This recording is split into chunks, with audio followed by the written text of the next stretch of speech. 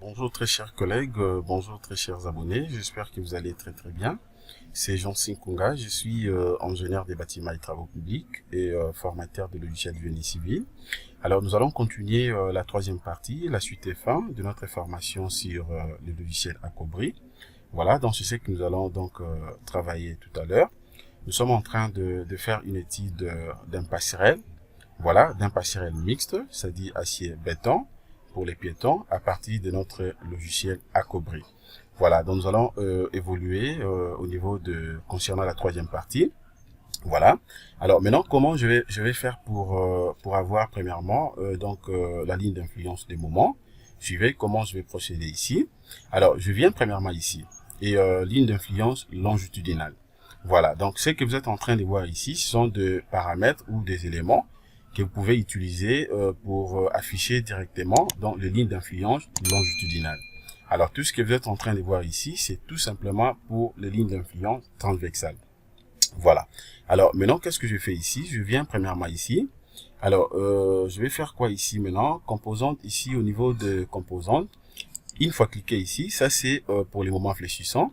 Ça, ce sont des efforts tranchants. Vous avez la possibilité de vérifier l'effort tranchant à gauche, tout comme l'effort tranchant à droite. Voilà. Alors, je prends premièrement pour les moments fléchissants. Je suis au niveau des premières travées. Voilà. Et position d'affichage ici. Donc, je laisse toujours position bord gauche. Voilà. Donc, je laisse bord gauche de ces côtés. Et puis, qu'est-ce que je fais également ici? Ligne des nœuds ici.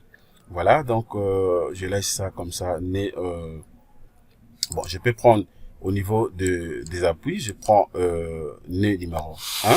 Je commence vraiment au niveau des appuis. Donc, à ce niveau, je vais vérifier d'abord est-ce que j'aurai la ligne d'influence à partir de ces nœuds, à partir de nœud numéro 1, à ce niveau ici. Donc, justement, au niveau des appuis. Voilà. Alors, maintenant, qu'est-ce que je fais ici? Je vais premièrement afficher, et donc, je vais cocher affichage de la ligne d'influence longitudinale. Je vais cocher également affichage du point de calcul. Voilà, donc, et de l'autre côté aussi, qu'est-ce que je fais? Je vais cocher aussi affichage de la ligne d'influence transversale et je coche également affichage de la section de calcul. Voilà. Et après, maintenant, qu'est-ce que je fais? Je vais maintenant afficher ici. Je clique directement sur afficher. Voilà ce que je viens d'obtenir directement. Voilà ce que je vais d'obtenir ici. Voilà. Donc, je viens d'obtenir directement la ligne d'influence ici. Voilà. Mais ce que je viens de remarquer ici, étant donné que je suis en train de vérifier dans la ligne, au niveau de la ligne d'influence, bien sûr, au niveau de nœud numéro 1, c'est que vous êtes en train de voir ici. Donc, à ce niveau ici, la ligne d'influence est longitudinale n'existait pas. De la ligne d'influence longitudinale n'existait pas. Nous avons tout simplement la ligne d'influence transversale. Puisque là, je suis en train de vérifier au niveau de nœud numéro 1. Voilà ce que je viens d'obtenir. Voilà. Donc, en quelque sorte, c'est ça. Et au niveau de la ligne d'influence transversale, c'est que vous êtes en train de voir ici, l'envers des diagrammes, c'est tout simplement pour l'entrecroise que vous êtes en train de voir ici. Donc, c'est pour cette entrecroise.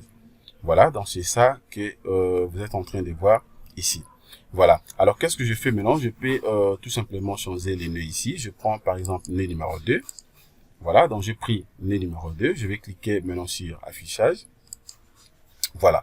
Et au nœud numéro 2, à ce niveau, nœud numéro 1 ici, et, on n'avait pas, donc il n'y avait pas la ligne d'influence au niveau justement de, et la ligne d'influence longitudinale. J'ai pris maintenant nœud numéro 2. Voilà ce que je viens d'obtenir. Nous avons la ligne d'influence dans longitudinale, mais aussi la ligne d'influence transversale. Voilà ce que je viens d'obtenir ici.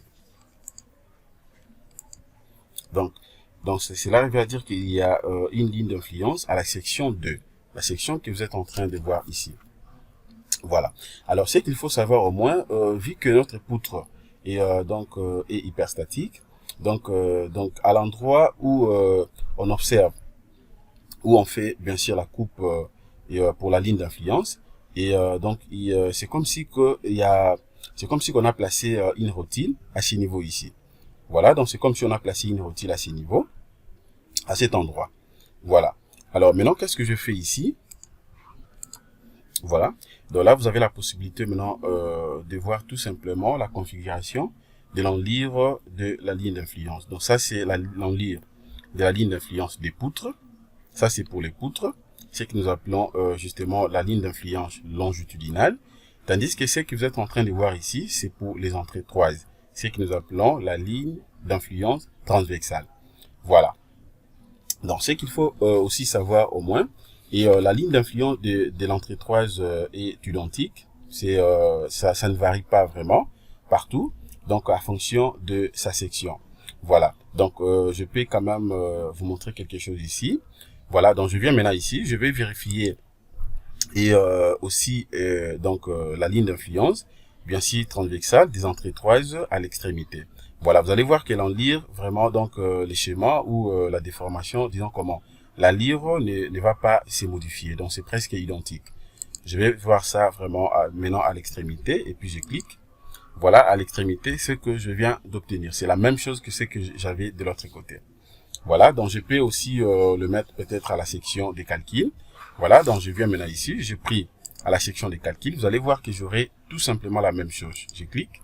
Voilà, à la section des calculs, c'est-à-dire quoi? C'est justement au niveau de l'entrée 3, puisque première entrée 3 est là. Voilà, donc c'est justement au niveau de l'entrée 3 et sélectionné.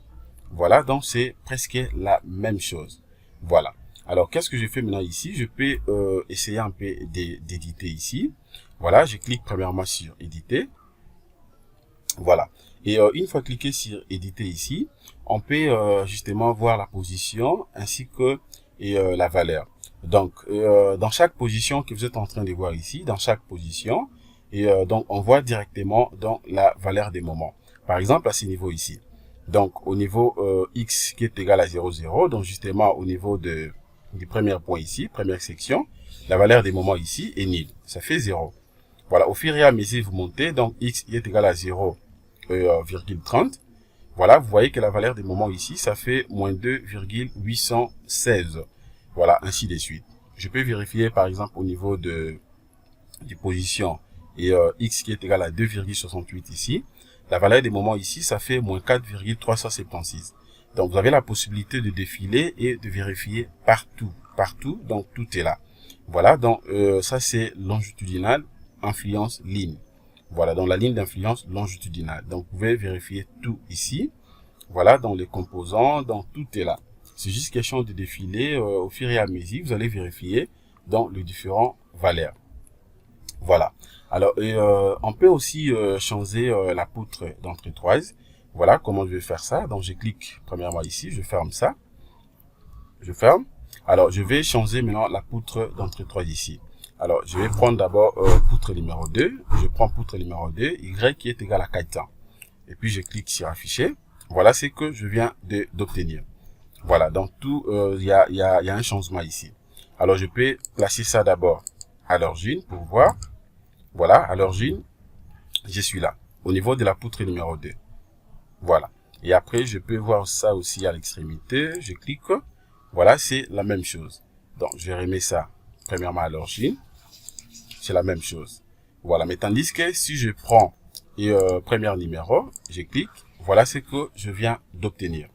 Voilà, donc ça, c'était tout simplement pour vous montrer comment est-ce qu'on peut vérifier dans l'enlire de la ligne d'influence. Voilà, ça c'était tout simplement pour les moments. Alors, je peux aussi vérifier dans la ligne d'influence de l'effort tranchant à gauche. Voilà, la ligne d'influence longitudinale de l'effort tranchant à gauche. Et puis, je clique. Une fois cliqué, voilà ce que je viens d'obtenir. Voilà, donc tout est là. Tout est là. Alors, maintenant, qu'est-ce que je fais ici? Voilà.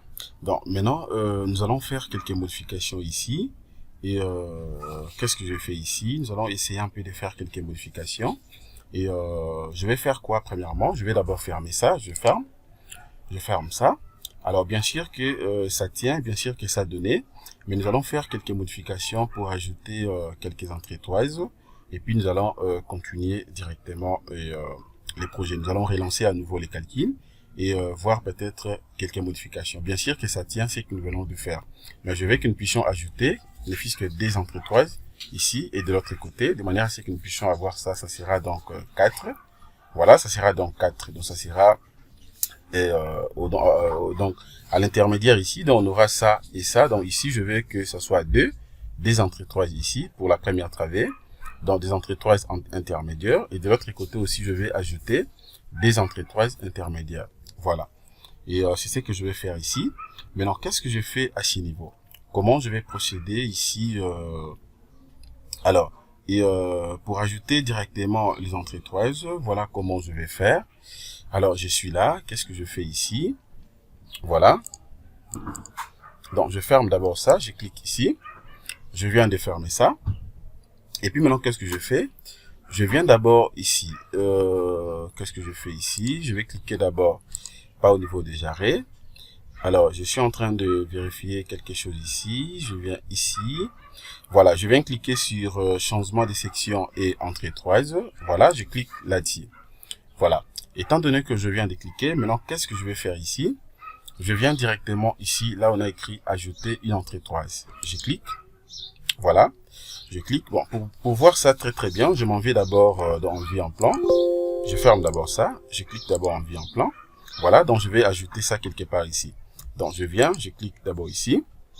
Je vais cliquer sur ajouter entretoise. Voilà. Et qu'est-ce que je fais ici? Là, je suis au niveau de première travée. Première entretoise, deuxième entretoise. Donc je vais ajouter 2.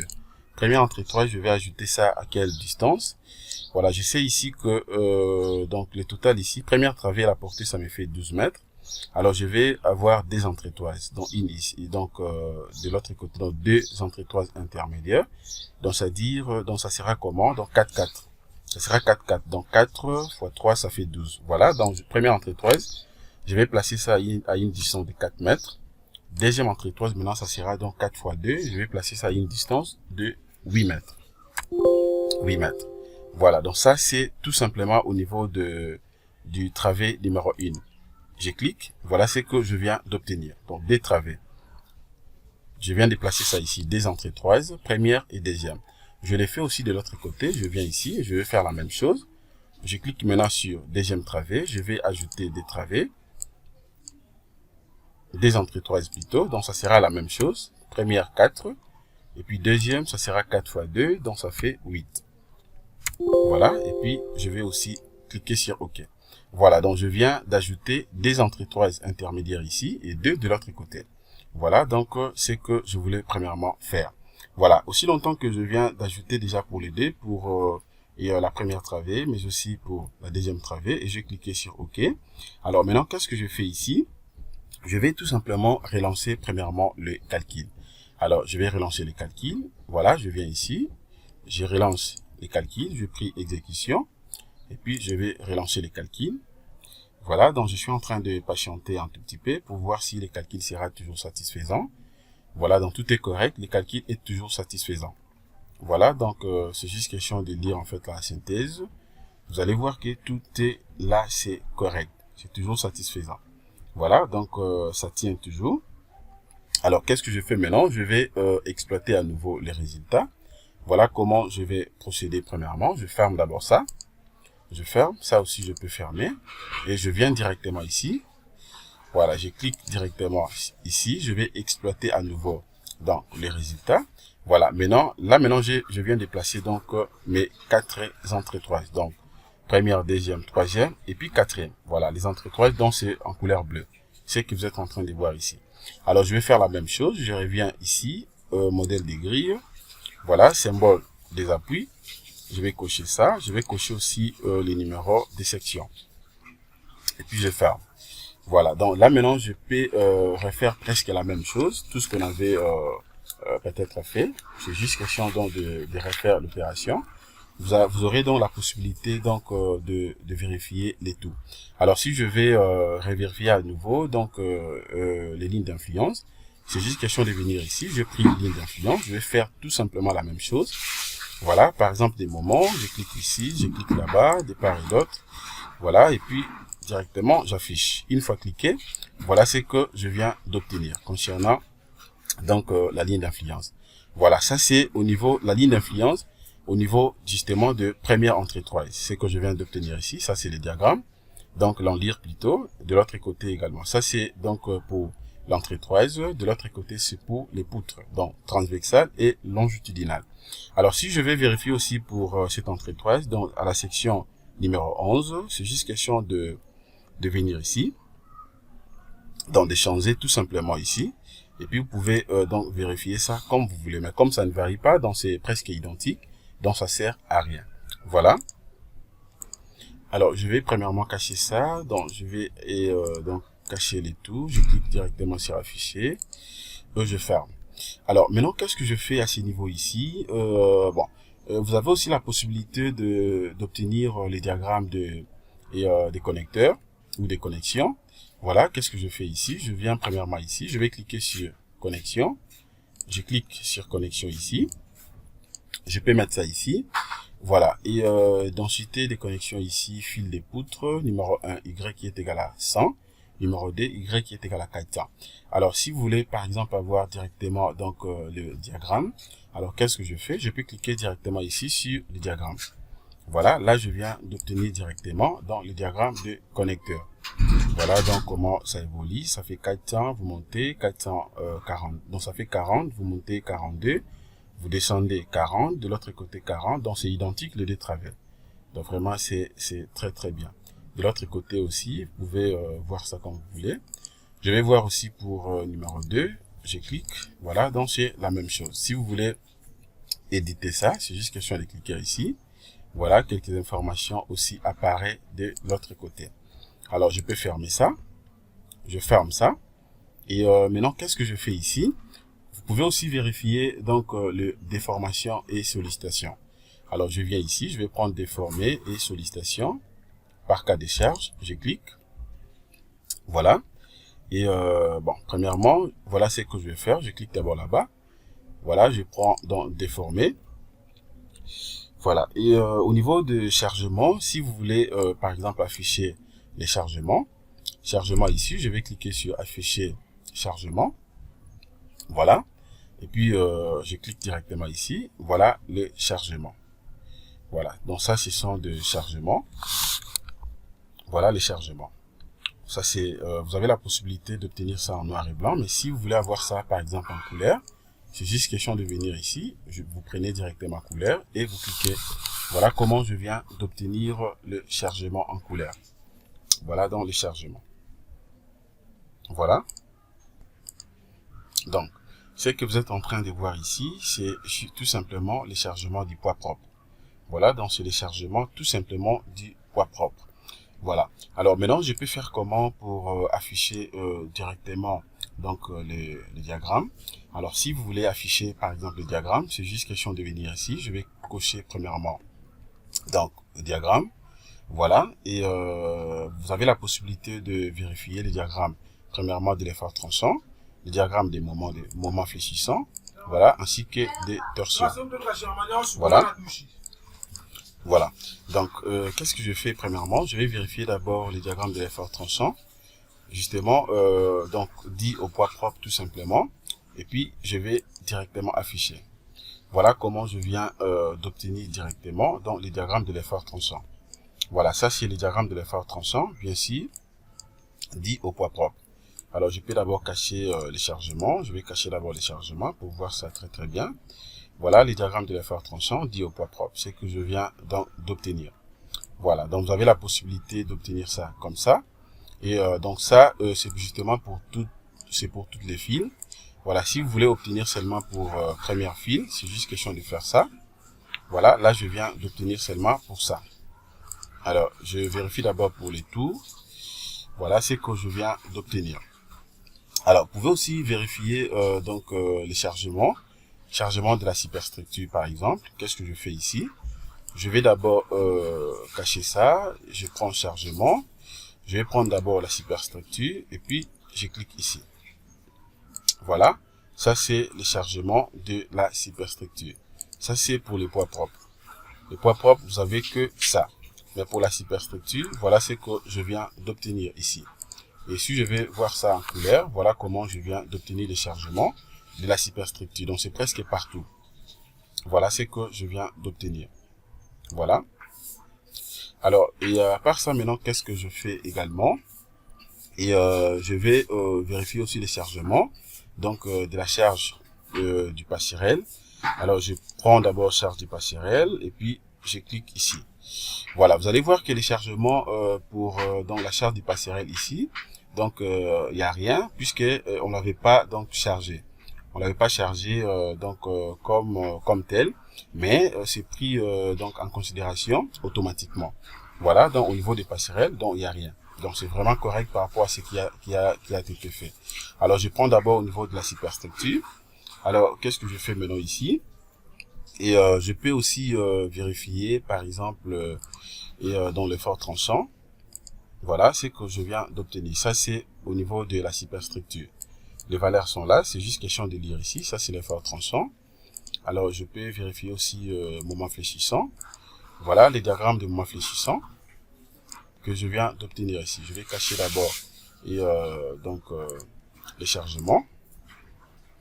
Voilà, donc ça c'est le diagramme de moment fléchissant. Voilà. Donc, et c'est ça. Alors, le diagramme de torsion, moment de torsion aussi, je clique, voilà, donc vous avez aussi les moments de torsion. Voilà. Alors, qu'est-ce que je fais premièrement ici? Et ça, c'est tout simplement pour la superstructure. Et puis maintenant, je peux faire également quoi ici? Donc, le diagramme des moments fléchissants étant déjà donc affiché. Alors, je viens maintenant ici. Voilà comment je vais faire maintenant. Bon, je prends maintenant au niveau de passerelle, je prends maintenant charge donc de passerelle tout simplement. Alors, qu'est-ce que je fais maintenant ici? Je vais prendre cette fois-ci moment fléchissant. J'ai pris moment fléchissant et j'affiche. Voilà comment je viens d'obtenir ça. Ça, c'est tout simplement au niveau de passerelle. Voilà, donc le moment fléchissant au niveau des passerelles, c'est que je viens d'obtenir. Voilà. Alors, ça, c'est pour les défils. Voilà, donc c'est pour les défils. Alors, si vous voulez afficher encore et remettre seulement pour avoir seulement pour première fil, je peux venir ici pour fil de poutre ici, je prends numéro 1 Y 100 cm. Je clique. Voilà, là je viens d'obtenir seulement pour cette file. Voilà, pour cette file. Voilà, donc je peux vérifier aussi pour la deuxième file. Voilà, donc deuxième file aussi est là. Alors si je vais vérifier les tout, c'est juste question de prendre les tout dans toutes les fils et puis je clique, vous avez les deux fils au même moment. Donc pour vérifier, si vous voulez vérifier pour une seule file, c'est juste question de faire tel que je viens de faire là, donc il n'y aura pas de problème. Voilà. Alors à part ça aussi, qu'est-ce que je peux vous montrer? Vous avez la possibilité de vérifier les tout. Et concernant l'équipement, tout là, on n'avait pas appliqué et pour l'équipement. Voilà, donc tout est là. Et donc flèche enveloppe, je vais voir aussi ça. Voilà ce que je viens d'obtenir. Ça c'est pour flèche enveloppe. Et effort tranchant, voilà ce que vous avez. Et les moments fléchissants, c'est ça. Voilà. Et à part ça maintenant, qu'est-ce que je fais également? Et on peut revoir aussi les lignes d'influence. Et pour essayer un peu de voir ce qui a été fait, donc ce qu'on avait fait. Alors voilà comment je peux faire ça. Bon, je clique d'abord ici, je ferme. Je prends ligne d'influence à nouveau. Alors qu'est-ce que je fais maintenant ici? Et je peux cocher les tout comme d'habitude. Voilà, donc je vérifie d'abord pour le moment. Je clique ici. Et suivant les différentes abscisses, qu'est-ce que je fais? Maintenant, je peux cliquer directement ici sur édition. Voilà, je clique sur édition ici. Voilà, et sur édition, une fois cliqué, on voit directement suivant les différents abscisses. Voilà, les différents abscisses. Donc, x qui est égal à 0,0, x égale à 0,30. Et au niveau des ordonnées, voilà, donc les valeurs sont là. Donc, au niveau des abscisses, nous avons la possibilité d'obtenir tout simplement les coordonnées. Mais tandis que au niveau au niveau des abscisses, nous avons tout simplement la possibilité d'obtenir les points. Tandis qu'au niveau des coordonnées, nous avons la possibilité d'obtenir directement les valeurs. Par exemple, si je vais lire au niveau de l'abscisse et x qui est égal à 0,30, la valeur des coordonnées ici est égale à moins 2,816. Voilà, donc vous avez la possibilité tout simplement de vérifier ça partout. Vous allez voir que c'est vraiment facile. Voilà. Et alors, qu'est-ce que je peux faire également? Donc, je crois que tout est là. Nous sommes arrivés presque à la fin de notre formation d'aujourd'hui. Alors, merci de votre disponibilité. Si vous avez des questions, vous avez des préoccupations, écrivez-moi de manière à ce que nous puissions donc échanger. Passez une excellente journée. Au revoir.